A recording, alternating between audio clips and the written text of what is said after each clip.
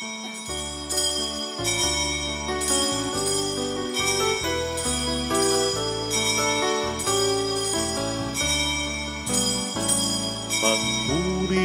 kayo sa Panginoong Diyos, lahat ng santinakpan. Magsiawit kayo at siya'y pagtangal magpakailanman. Magpuri kayo mga anghel ng Diyos, sa Panginoong may kapal.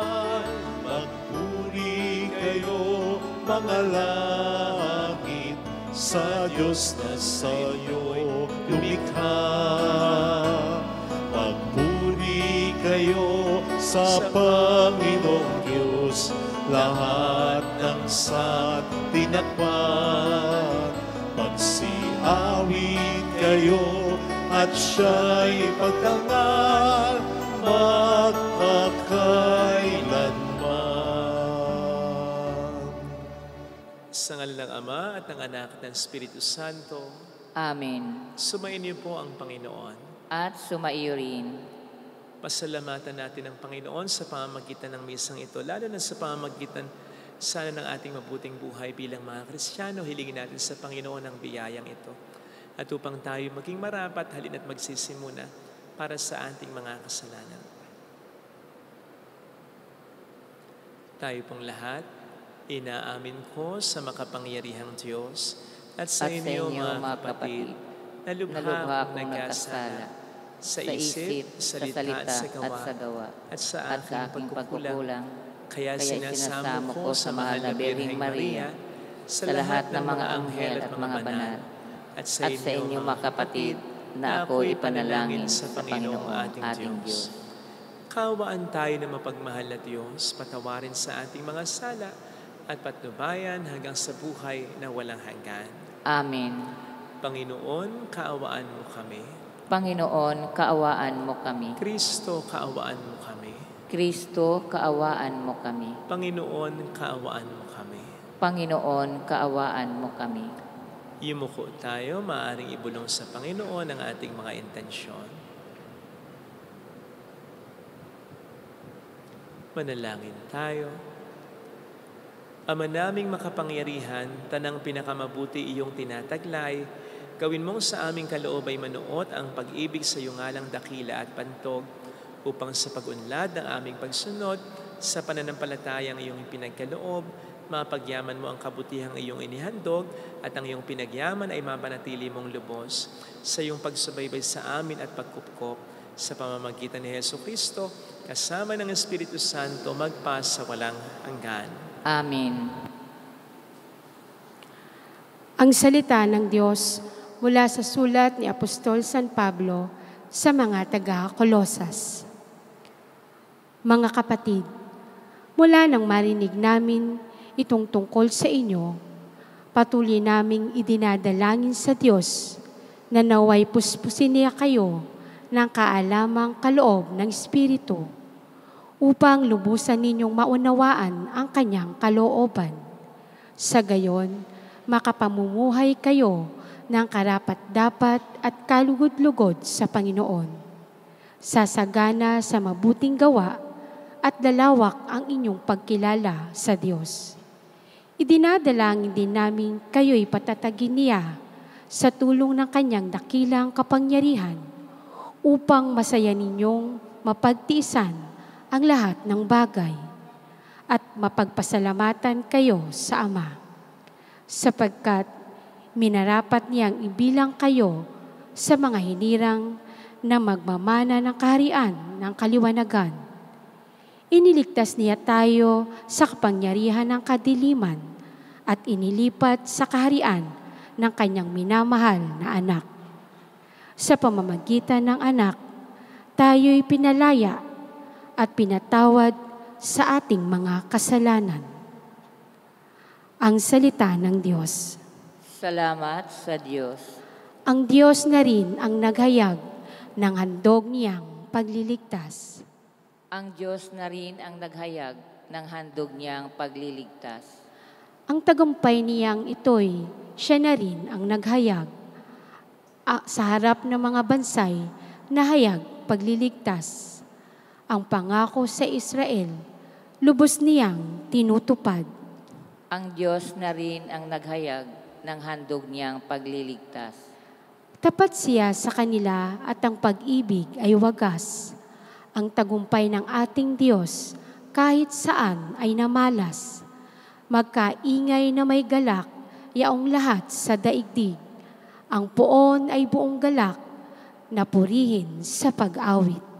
Ang Diyos na rin ang naghayag ng handog niyang pagliligtas. Sa saliw na mga lira, iparinig yaong tugtog. At ang poon ay purihin ng tugtuging maalindog. Tugtugin din ang trumpeta, nakasaliw ang tambuli. Magkaingay sa harapan ng poon na ating hari. Ang Diyos na rin ang naghayag ng handog niyang pagliligtas.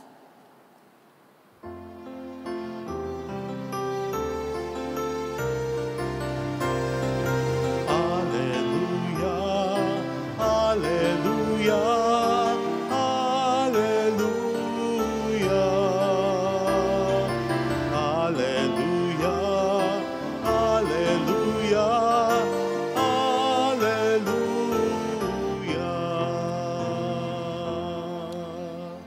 Sumainyo ang Panginoon.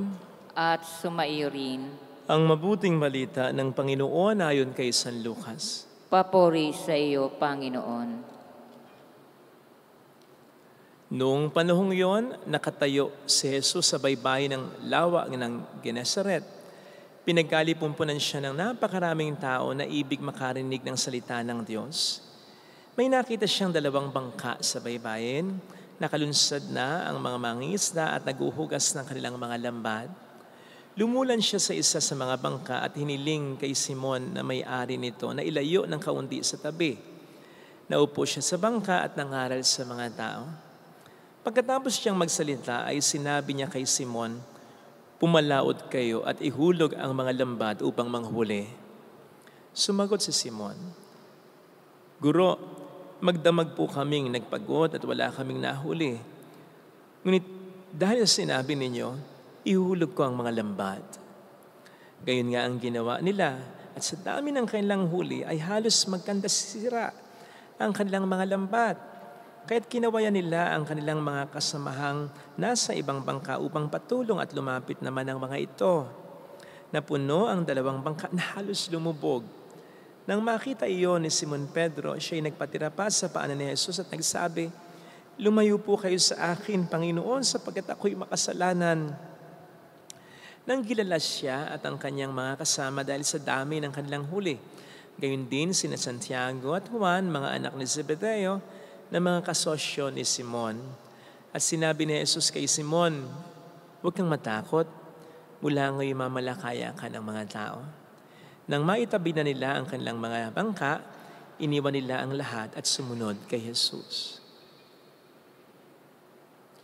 Mga kapatid, ang mabuting balita po ng Panginoon. Pinupuri ka namin, Panginoong Hesukristo. Welcome sa Our Lady of Lasalet, Quasay Parish, kung saan ayos lang pong umiyak at samahan tayo ng mahal na ina sa pag-iyak, sa pagdarasal upang maging maayos ang lahat.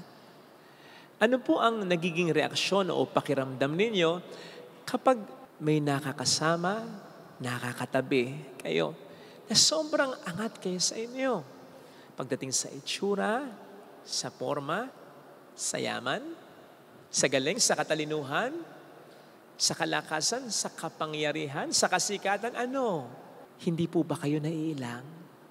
Naitanong ko po yan sapagkat narinig po natin sa ating ebanghelyo ang naging reaksyon, damdamin ni Pedro nang ma-encounter niya si Kristo. Si Kristong naramdaman niyang there's something more in Him, in Jesus Christ. Hindi lang ito basta ordinaryong tao. Ito yung simula ng pag-encounter ni Pedro ng pagiging Diyos ni Kristo. Anong sabi niya? "Depart from me. Lumayo po kayo sa akin." At sinabi na po niya ang dahilan, di na natin kinakailangan maghula. Sapagkat ako po'y makasalanan. Alam po ninyo, in the presence of anyone, pwedeng hindi natin maramdaman ang ating pagiging makasalanan. Sapagkat pwede nating isipin, mas makasalanan ka kaysa sa akin at di naman ako ganun kamakasalanan. Pwede nating isipin with someone.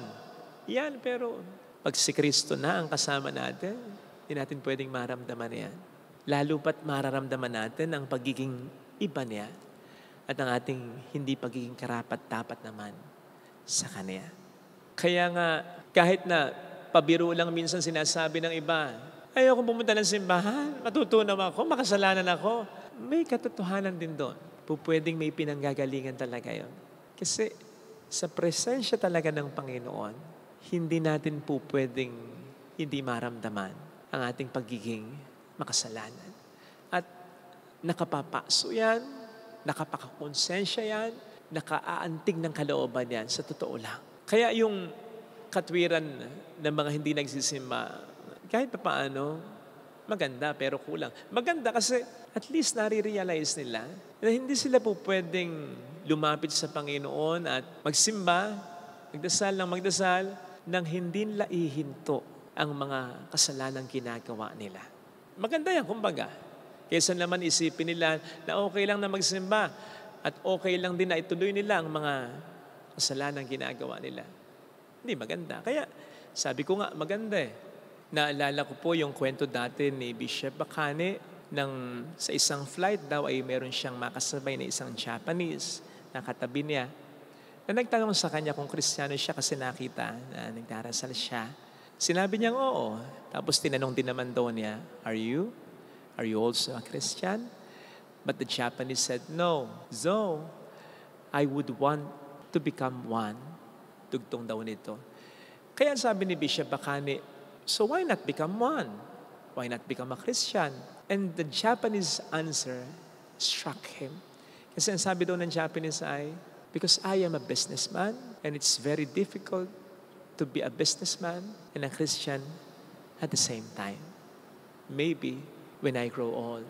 At tulad ng sabi ko kanina, kahit pa paano maganda ito sapagkat alam, kahit pa paano ng Japanese na ito, yung cost ng pagiging Kristiyano, yung dapat na maging buhay ng isang Kristiyano at hindi yung maging Kristiyano pero patuloy pa rin sa pagiging makasalanan. Maganda. Kaya lang, kulang. Kaya naman, ang sabi nga daw po ni Bishop Bacane, I hope that one day you would become a Christian. Kasi, bagamat maganda na naisip natin, hindi tayo dapat na maging makasalanan kapag naging Kristiyano na tayo.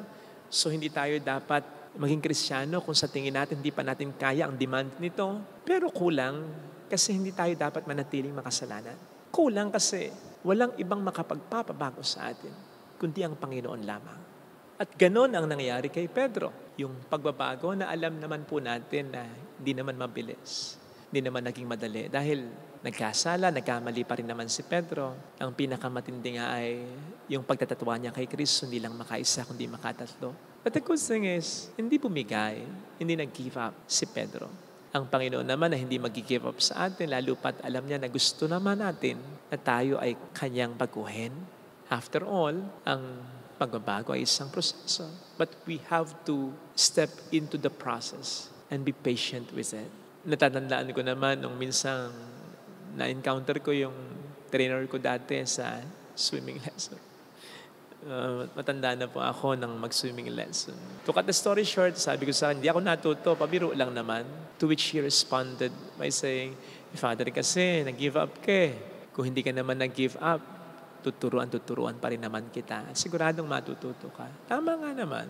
Wala sa kanya yung mali, nasa sa akin yung mali. Kasi tinamad na ako, na-frustrate, nawala na ang pag-asa, hindi na ako matututo. Pero kung hindi naman, siguradong matututo ako at siguradong hindi naman niya ako pababayaan, hindi ako matuto. Hindi pa nga yata pinababayaran noon ang mga swimming lessons ko. So you see mga kapatid, sana ma-appreciate po natin yung ginagawa ng ating Panginoon sa atin. Kasi siya yung nag-a-adjust na sa atin eh.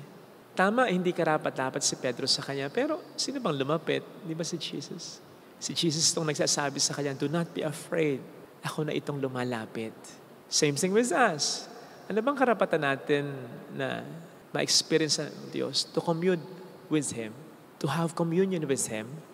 Our sins, literally, obviously, definitely separate us from Him. Pero siya na kasi ang gumawa ng paraan sa kaniyang kamatayan, muling pagkabuhay. At hanggang ngayon, siya pa rin ang gumagawa ng paraan para tayo hindi mailang, para hindi natin maramdaman yung kawalang pag-asa ng ating mga kasalanan kapag siya ating nalalapitan. Yun din ang para hindi natin maramdaman ang kawalang pag-asa ng ating mga problemang pinagdaraanan kapag siya ating pinupuntahan. Siya na ang gumagawa ng paraan. Kaya sana, let us not miss, of course, let us not waste this very wonderful grace. Siya na po ang lumalapit. Huwag na po tayong mailang. Mailang tayo kung sa halip na lumapit din tayo, ilalayo pa tayo. Ito sana ang hiling nating biyaya sa banal na pagdiriwang na ito. Ilagay natin ang ating kanang kamay sa tapat ng ating puso.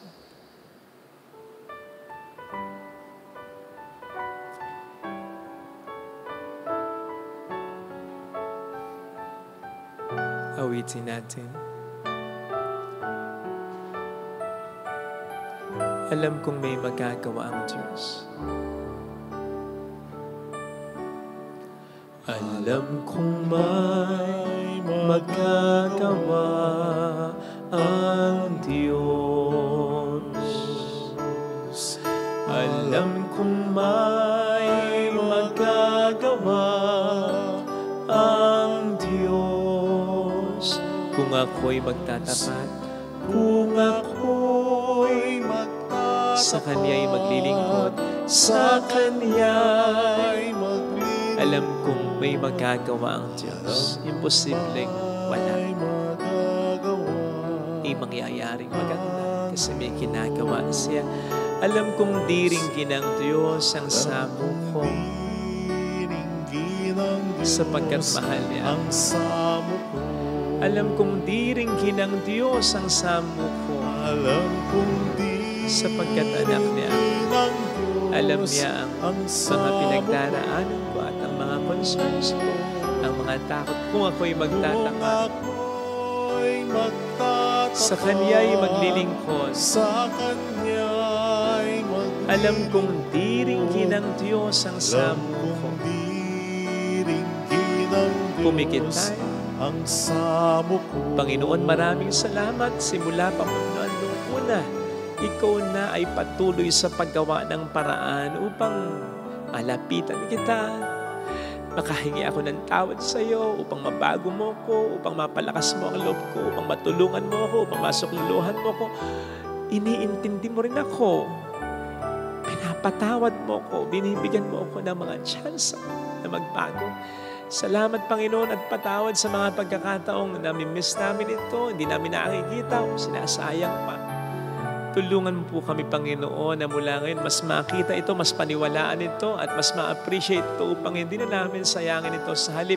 Mas igrapan namin, mas hanapin pa namin, mas panabigan pa namin. Hallelujah! Purihin ang Diyos. Hallelujah!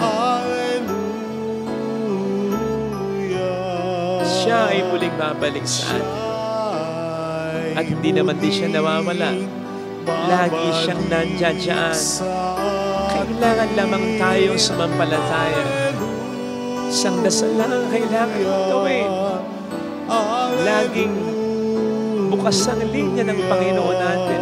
Babalik ang Panginoon upang tayo ay tapat siya sa kaniyang mga pangako sa atin. Sabihin mo sa sarili mo, mayroong magandang mangyayari sa iyo. Higit pa sa inaasahan mo sapagkat mahal ka ng Diyos. At yan ang pakapanghawakan mo kung lalapit ka kay Jesus. Huwag kang lalayo. Huwag kang magtatampo. Huwag titiisin ng Diyos. Ikaw ang mahihirapan. Ikaw ang matatalo. Mas lalong bibigat ang lahat. Hindi mo kalaban ng Diyos. Kakampi mo siya. Siya ang pinakamapagkakatiwalaan mo sa yugtong ito ng buhay mo. Huwag kang magalit, huwag kang magtampo. Labanan mo ang panghihina ng pananampalataya mo. humiling ka ng tulong sa Kanya, tutulong siya. Papuri sa Ama at sa Anak sa Espiritu Santo. Kapara ng sa unang-una, ngayon, magpakailanman, magpasawalang hanggan. Amen.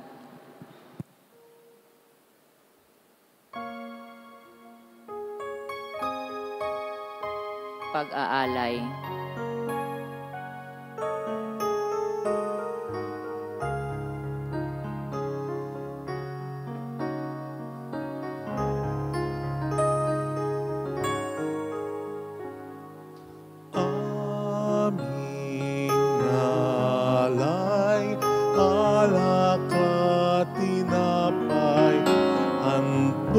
Sa iyong dampana, nagbibigay ng buhay.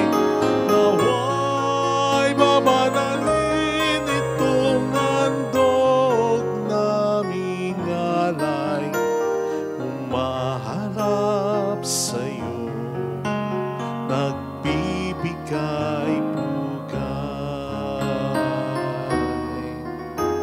Tinapay at alak na aming pinagpaguran, bunga ng lupa at ng aming paggawa.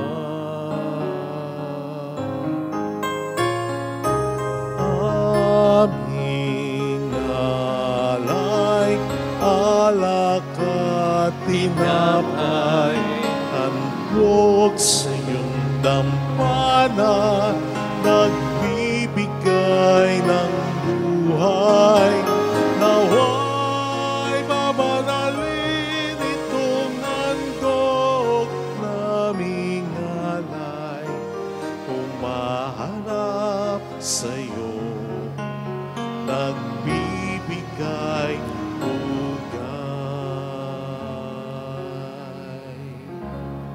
Manalangin tayo, pang ating handog ay maging kalugod-lugod sa Diyos Amang makapangyarihan.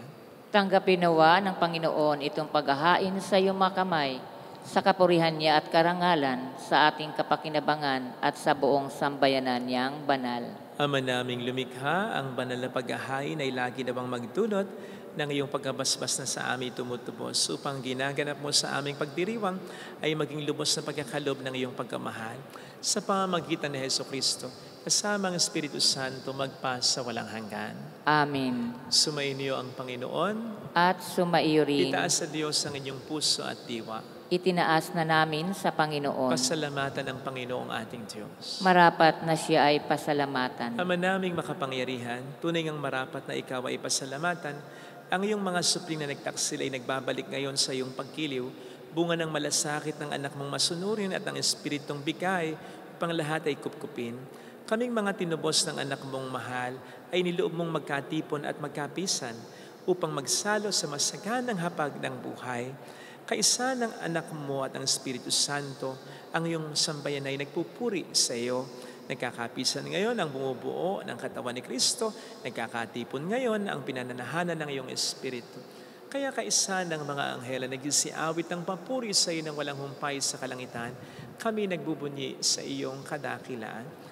Santo, Santo, Santo, Panginoong Diyos ng mga hukbo, napupuno ang langit at lupa ng kadakilaan. Hosana sa kaitaasan. Pinagpala ang naparirito sa ngalan ng Panginoon. Hosana sa kaitaasan. Ama naming banal, ikaw ang bukal ng tanang kabanalan. Kaya't sa pamamagitan ng iyong Espiritu, gawin mong banal ang mga kaloob na ito, upang para sa amin ay maging katawan at dugo ng aming Panginoong Hesukristo. Bago niya pinagtiis ang kusang loob na maging handog, hinawakan niya ang tinapay, pinasalamatan kaniya, pinagati-hati niya iyon, niabot sa kaniyang mga alagad at sinabi, "Tanggapin ninyong lahat ito at kanin. Ito ang aking katawan na ihahandog para sa inyo."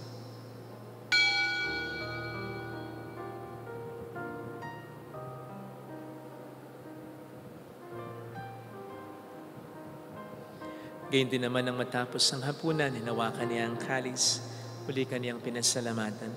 Iniabot niya ang kalis sa kaniyang mga alagad at sinabi, Tanggapin ninyong lahat ito at inumin. Ito ang kalis ng aking dugo ng bago't walang hanggang tipan. Ang aking dugo na ibubuhos para sa inyo at para sa lahat. Sa ikapagpatawad ng mga kasalanan, gawin niyo ito sa pag-alala sa akin.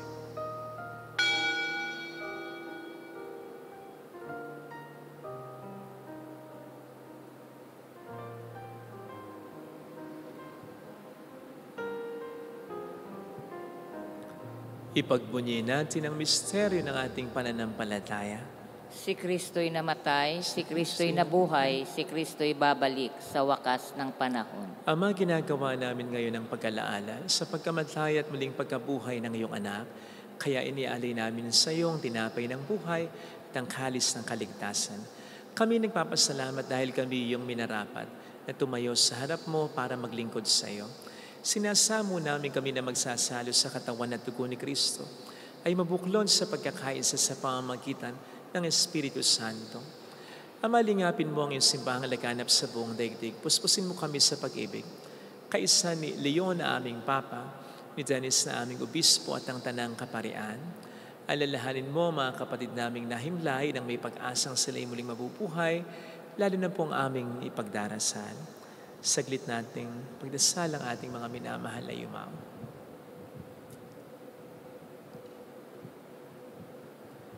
Kaawaan mo sila at patuloyin sa iyong kaliwanagan. Kaawaan mo at pagkingtapatin kaming lahat na makasalo sa iyong buhay na walang wakas. Kaisa ang mahal na birhen ng Lazaret, ang ina ng Diyos. Isanusay ang kabiyak ng kanyang puso lahat ng mga banal na namuhay dito sa daigdig ng kalugod-lugod sa iyo. May pagdiwang nawa namin ang pagupuri sa ikararangal mo sa pamamagitan ng iyong anak na aming Panginoong Jesucristo. Sa pamamagitan ni Kristo, kasama niya at sa Kanya, ang lahat ng parangal papuri ay sa iyo. Diyos amang makapangyarihan, kasamang Espiritu Santo, magpasawalang hanggan.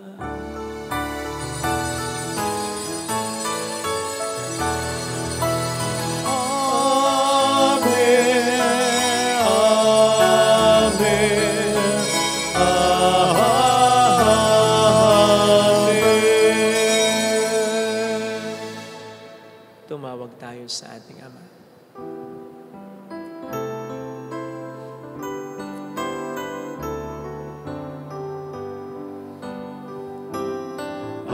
Ama namin, sumasalangit ka, sambahin ang ngalan mo, mapasa amin ang kaharian mo, sundin ang loob mo dito sa lupa para nang sa langit.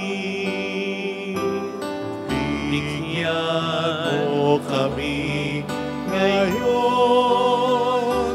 ng aming kakanin sa araw-araw, at patawarin mo kami sa aming mga sala, para na magpapatawad namin sa nagkakasala sa amin, at huwag mo kaming ipahintulot sa puso, at ihadya mo kami sa lahat ng masama. Niling namin kami adya sa lahat ng masama, pagkalooban ng kapayapaan na araw-araw, iligtas sa kasalanan, sa kapahamakan, samantalang aming pinaghahandaan ang dakilang araw ng pagkapahayag ng tagapagligtas naming sa Jesucristo. Sapagkat iyo ang kaharian, ang kapangyarihan, at ang kapurihan magpakailanman. Amin. Panginoong Jesucristo, sinabi mo noon, sinasabi mo rin sa amin ngayon, kapayapaan ang iniiwan ko sa inyo, ang aking kapayapaan ang binibigay ko. Tunghayan mong aming pananampalataya, wag ang aming pagkakasala. Pagkalooban mo kami ng kapayapaan at pagkakaisayon sa iyong kalooban, kasama ang Espiritu Santo magpasa walang hanggan. Amen. Ang kapayapaan ng Panginoon ay sumainyo nawang lahat. At sumaiyo rin. Magbigayan tayo ng kapayapaan sa isa't isa. Kapayapaan po. Peace be with you. Kordero ng Diyos na nag-aalis ng mga kasalanan ng sanlibutan, maawa ka sa amin. Kordero ng Diyos na nag-aalis ng mga kasalanan ng sanlibutan, maawa ka sa amin.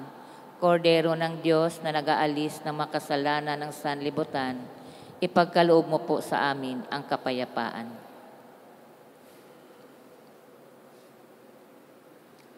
Narito sa harap natin ng Panginoon ang ating buhay at kaligtasan. Mapapalad tayong inaanyayahan. Panginoon, hindi ako karapat-dapat na magpatuloy sa iyo. Ngunit sa isang salita mo lamang ay gagaling na ako.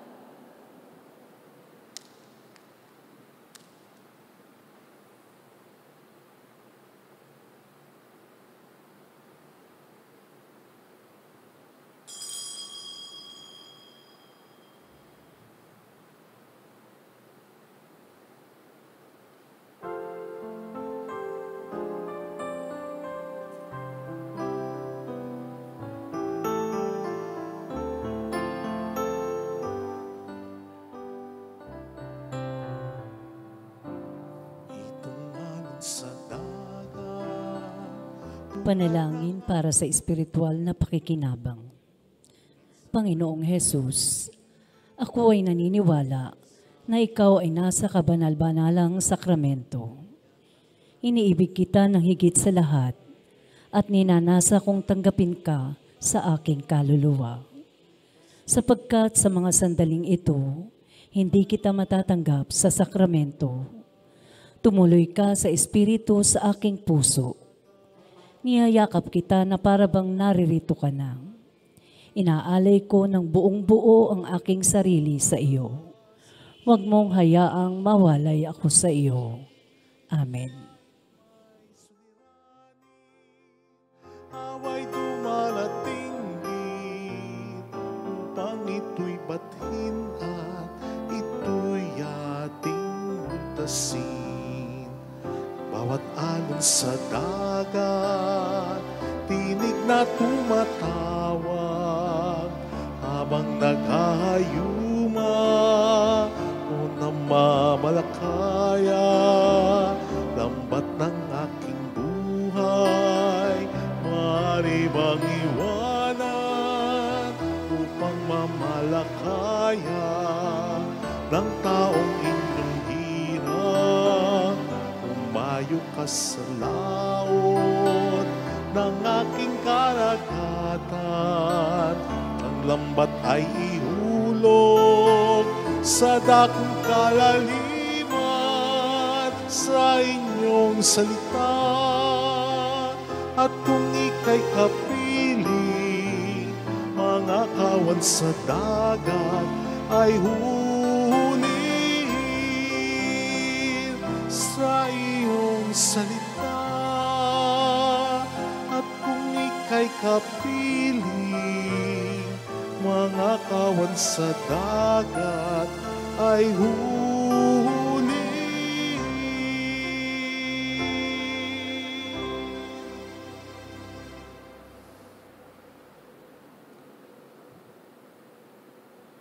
Manalangin tayo. Ama naming mapagmahal, kaming nagsalo-salo sa pagkain mong bigay ay humihiling ng lakas mong inilalaan upang ang kagandahang loob namin madagdagan sa paglilingkod namin sa iyong kadakilaan na nagpapaalab sa pag-ibig namin sa kapwa-tao. sa pamamagitan ni Jesucristo, kasama ng Espiritu Santo magpasa walang hanggan. Amen. Holy God, Holy Mighty One, Holy Immortal One. Have mercy on us and on the whole world. Holy God, Holy Mighty One, Holy Immortal One. Have mercy on us and on the whole world. Holy God, Holy Mighty One, Holy Immortal One. Have mercy on us and on the whole world. Jesus, King of Mercy, We trust in you. alalahanin, O mahal na Birhen ng Lasalit, ina ng pag-asa, ikaw ang nagpaalala sa aming magbalik loob sa Ama. Ito ang nagpapatunay na ang kagandahang loob mo'y nanatiling busilak. Sa pag-aaruga mo sa amin, tungkulin mo'y tinupad. Sa paanan ni Kristo itinuring mo kaming mga tunay mong anak. Kaya ninais mong ni Isay huwag mapahamak. Maging sa iyong walang tigil na pananalangin, pati luhay pumatak. Huwag naman mawala ng saysay ang iyong paghihirap. Hiling nawa namin sa iyo, o aming inang liyag, na matapos ang pakikibaka namin sa mundong ito at sa pananatili naming tapat kay Kristo, sa kapurihan mo'y makibahagi kaming ganap, upang kung nasaan ka ngayon ay maparoon din kaming lahat, at ang kaganapan ng kaluwalhatian ng Diyos Amay, tuluyang matupad siya nawa. Mahal na Birhen ng Lasalet, tagapagkasundo ng mga makasalanan. Ipanalangin mong walang patid kaming mga dumudulog sa iyo. Marami pong salamat sa inyong pakikilsat sa mga tulong na binibigay po ninyo, na malaki ang naitutulong sa mga tinutulungan po natin. Kaya marami pong salamat sa inyong suporta. Sumainyo ang Panginoon At sumaiyo rin. Pagpalain kayo kasama ang ating pamilya ng mapagmahal na Diyos, ng Ama at ng Anak at ng Espiritu Santo. Amen. Umayo tayo sa kapayapaan ni Kristo. Salamat sa Diyos.